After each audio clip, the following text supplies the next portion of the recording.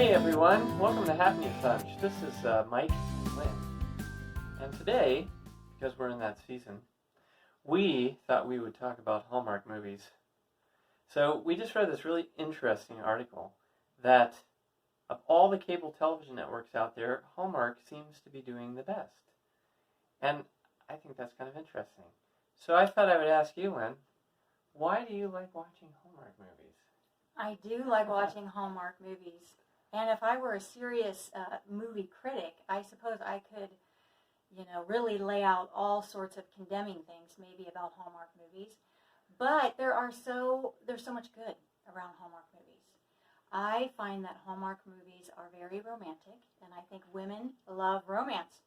The environment is always set for romance, whether it's candles or fireplaces or Christmas outfits or Christmas coffees or whatever the case may be. Every scene is set for Christmas, and Christmas is extremely romantic, and every girl craves romance, right? Don't you think? Yeah, I guess so. Sure. Another reason I think they do, actually. That I love them so much is because I just crave tenderness. I love seeing tenderness between people, and I think women crave tenderness and would love to have more tenderness in their relationships.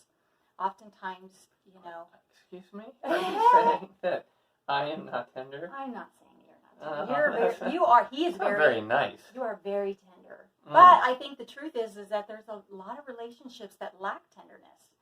So whether there's workaholic fathers, workaholic mothers, there's broken relationships.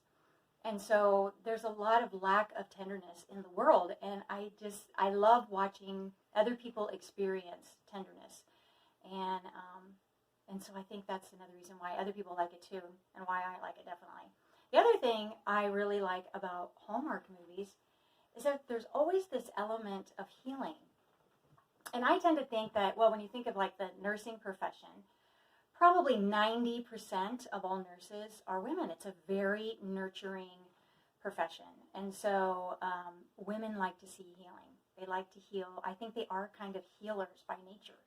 And so that aspect of the Hallmark movies is very appealing to me. And even though it can be sort of cheeky or cheesy or whatever. Cheeky. Not cheeky. But cheesy. Cheesy. For sure. Very cheesy. Yeah, so saccharine. You can look past some of the cheese in order to get to those golden nuggets, the healing and the tenderness, the relationships, the romance. The movies are very formulaic. I mean, you have to be honest. There's a formula. What are some of those formulas, honey? Yeah, you should have them memorized now. I should have. At the start of every movie, I'm always like, what is this one going to be about? It's like, is it going to be the widow or widower who has to find someone to move on with their life? Or is it going to be the workaholic mother or father who's stuck trying to hold down the home front and raise the kids and needs Princess or Prince Charming to come into their life? Yeah. I'm trying to think of some other ones. There's also the royal. That's become a theme in like the last couple few years. The royal wedding, where those oftentimes are more youthful people. And they're trying to be set up. Somebody needs to get married in the royal family, and they've got to find a bride. And of course, it's always an American. Yeah, it's amazing. The European countries have the... Nobody else in the world has anybody that's interesting, but always an American girl. Right, usually from New York. Yeah, so, we can't figure that out. Yeah. There are definitely key cities. So, but that's just another element, and it's the whole thing is rather beautiful, but it's just very soothing to the soul in a world where you sense a lot of trouble, and in a world where we all have our own little brokenness that we're dealing with in ourselves, in our relationships. And there's a certain peace that just comes about by watching a Hallmark movie, I think, and a certain joy that you sort of get from it. I guess the trick would be not to become what with Hallmark movies? Well, actually, there's always that danger of living vicariously through... Can't do that. Through the movie. Not not living your own life and just trying to escape your life and enter into the fantasy world of Hallmark. Yeah. But, the other thing, though, too, is, this is sort of my take, is that they're all kind of fairy stories. Yeah. And so fairy tales, kind of the 21st century version of that. And we like fairy tales, and for really all the reasons that you described, that they're romantic. There's usually some hardship, or there's some conflict, or there's like a family of origin issue, or there's a wound or a dysfunctional situation that gets resolved in some, live happily ever after sort of way. And so, really, I think that Hallmark just sort of speaks into the timeless desire of the human heart for fairy tales and fairy stories.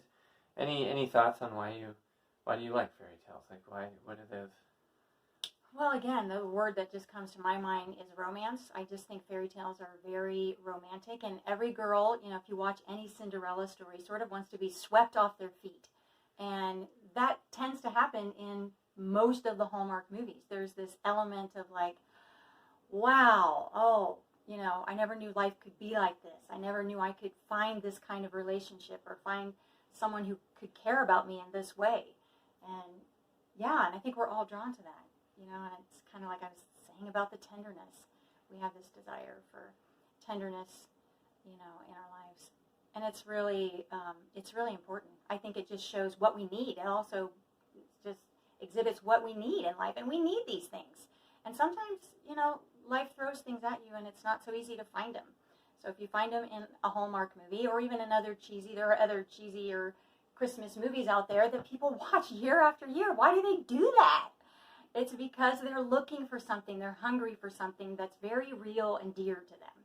And so it's okay.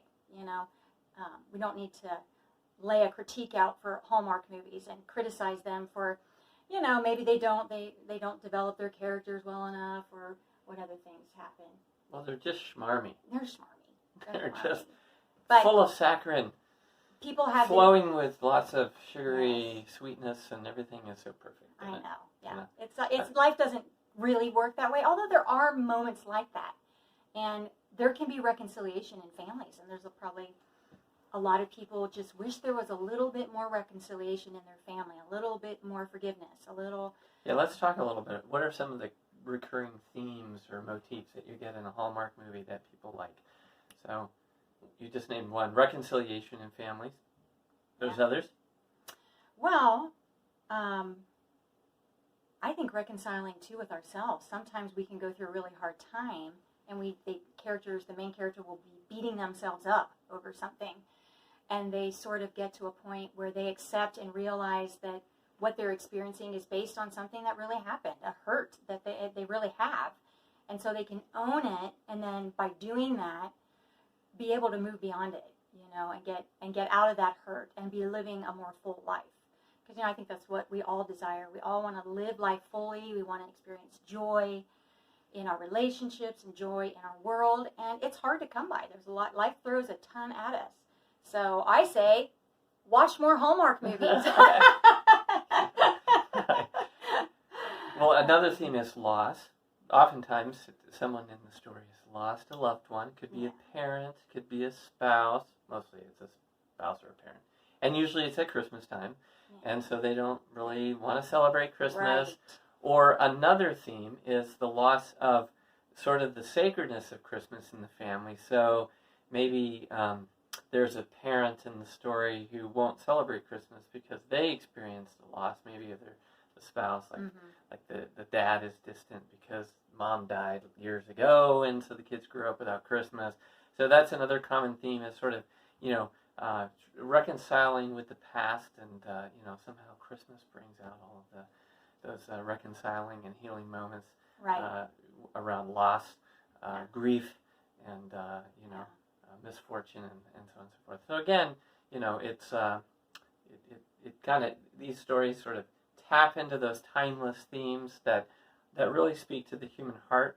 And the running joke around Hallmark is always that people hate them and criticize them for being so saccharine, but everybody will watch the Hallmark commercials all the way to the end, and they'll watch the Hallmark movies and get all moved by them. What you didn't say is, in this article, a lot of the cable channels are just diving. They're not, but Hallmark is thriving, and there's a reason for that. All of what we've been talking about here. You know, it is thriving, and there's new ways to get Hallmark now. If you don't want all of cable, we just got the Hallmark friendly TV where we can watch all 3 Hallmark, you know, movie channels. And it came with some other things too, but there's just different ways to do it, and Hallmark is making it possible to get it without cable because cable isn't doing so well. So anyway. All right. Well, hey. So don't be afraid to watch some Hallmark movies, and I say this especially to the guys out there because I watch Hallmark movies with my wife. Not all of them, and not every He time probably she wants doesn't to. like them as much as I do either, but Well, you know, I mean. But we get to joke together about the formula. Which Yeah. one is it going to be this Yeah, time? it's always a mystery, and then our kids come in and they're like, "Oh yeah, I know exactly what's going to happen this time," and they try to predict It's how like it's a going game, to resolve almost. itself. Yeah. So Yeah. anyhow, all right. Well, hey, thanks for watching. Until next time, follow your hunches. Yeah, follow your hunches. All right, and have a great Thanksgiving. Yeah, take care. Bye-bye. Bye.